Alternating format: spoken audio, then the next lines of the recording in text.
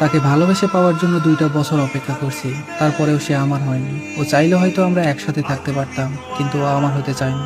আজকের গল্পটা শুভ ভাইয়ের। ভাইটা আমাকে এসএমএস করে বলে যে ভাইয়া, আমার রিলেশনটাকে একতরফা ভালোবাসা বলা যায়। সম্পর্কেও আমার খালাতো বোন। আমাদের বাসা ছিল একই গ্রামে। ও প্রায় প্রতিদিনই আমাদের বাসায় আসতো। প্রতিদিন আমাদের কথা হতো, ফাইজলামি করতাম। তো এভাবেই কিছুদিন চলে যায়। আমি ওর থেকে প্রায় 5 বছরের বড় ছিলাম। তো হঠাৎ একদিন ও আমার তুই করে বলা শুরু করলো। তখন আমি ওরে বললাম যে কি ব্যাপার, তুই আমাকে তুই করে বলছিস কেন? তখন ও আমারে বলে যে আমি তোরে তুই করেই বলবো, আমি তোকে ভাইয়া বলে ডাকতে পারবো না। তো তারপর থেকে ও আমার বাসায় একটু বেশি আসতে শুরু করলো। আমি দুপুরবেলা ঘুমিয়ে থাকতাম, ও আমার ঘুম ভাঙিয়ে দিত, পানি ঢেলে দিত, আমাকে অনেকভাবে বিরক্ত করতো। আমি সবকিছু স্বাভাবিকভাবেই নিতাম। আমি বুঝতে পারতাম ও আমাকে পছন্দ করে। আমার ওকে ভালো লাগতে শুরু করে। আস্তে আস্তে আমি ওর প্রতি দুর্বল হয়ে পড়ি।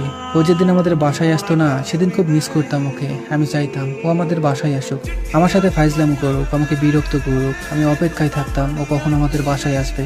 এভাবে চলছিল। তো কিছুদিন পর আমি ওকে প্রপোজ করি। তখন ও আমাকে বলে যে দেখ, এখন তো আমরা দুজনেই ছোট, 2 বছর পর আমরা রিলেশন করে বিয়ে করব। তখন আমি ওকে বললাম যে ঠিক আছে, সমস্যা নেই। আমি ওকে অনেক বিশ্বাস করতাম। আমি ভেবেছিলাম ও হয়তো সত্যি আমাকে ভালোবেসে আমাকে বিয়ে করবে। তো সবকিছু ঠিকঠাকই চলছিল। এভাবে প্রায় 1.5 বছর কেটে যায়। এই 1.5 বছরে আমি কোনো মেয়ের সাথে কথা পর্যন্ত বলিনি। রিলেশন তো দূরের কথা, কারণ আমি ওকে এতটাই ভালোবাসতাম যে ওরে ছাড়া কাউকে ভাবতেই পারতাম না। প্রতিটা মুহূর্তে আমি ওরা মিস করতাম। আমি চাইছিলাম এক নারীতে আসক্ত হয়ে থাকতে, কিন্তু কে জানতো এই এক নারী আমার ভালো থাকাটাই কেড়ে নেবে। ও প্রতিদিন আমার বাসায় আসতো, সকালে এসে আমার ঘুম ভাঙাতো আর আমার ফোন চেক করতো। ও আমার মেসেঞ্জার, ইমো সব কিছু চেক করতো, দেখতো যে আমি কোনো মেয়ের সাথে কথা বলি কিনা। ও আমাদের সবসময় বলতো যে কোনো মেয়ের সাথে কথা বলবি না। আমিও বলতাম না। আমি ওরে আমার ফেসবুকের পাসওয়ার্ড দিয়েছিলাম, কারণ আমি ওরে ভালোবাসতাম। ওরে পেয়ে গেলে আমার অন্য কাউকে দরকারই পড়বে না। এভাবে প্রায় আরও 3টা মাস কেটে যায়। কিন্তু হঠাৎ করে ও আমাদের বাসায় আসা বন্ধ করে দেয়, আমার সাথে যোগাযোগ করা বন্ধ করে দেয়। আমি ওর সাথে কথা বলতে পারতাম না। ওর সাথে কথা বলতে না পারলে এতটাই কষ্ট লাগতো, আমি হয়তো বলে বুঝাইতে পারবো না। আমি ওর অপেক্ষায় থাকতাম, কিন্তু ও আসতো না।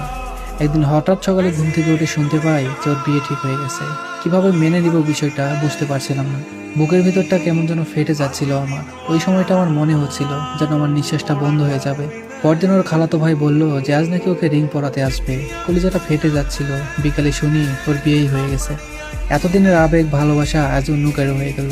যেই মানুষটাকে নিয়ে এতটা স্বপ্ন দেখলাম, এত ভালোবাসলাম, সেই মানুষটাই আজ অন্য কারো। কিভাবে মেনে নিব এইসব জানি না। দিয়া, তোমাকে একটা কথা বলতে চাই। তুমি যদি আমায় ভালোই না বাসো, তাহলে এতদিন সময় নিলা কেন? এতদিন স্বপ্ন কেন দেখাইলা? এত ভালোবাসতে শিখাইলা কেন?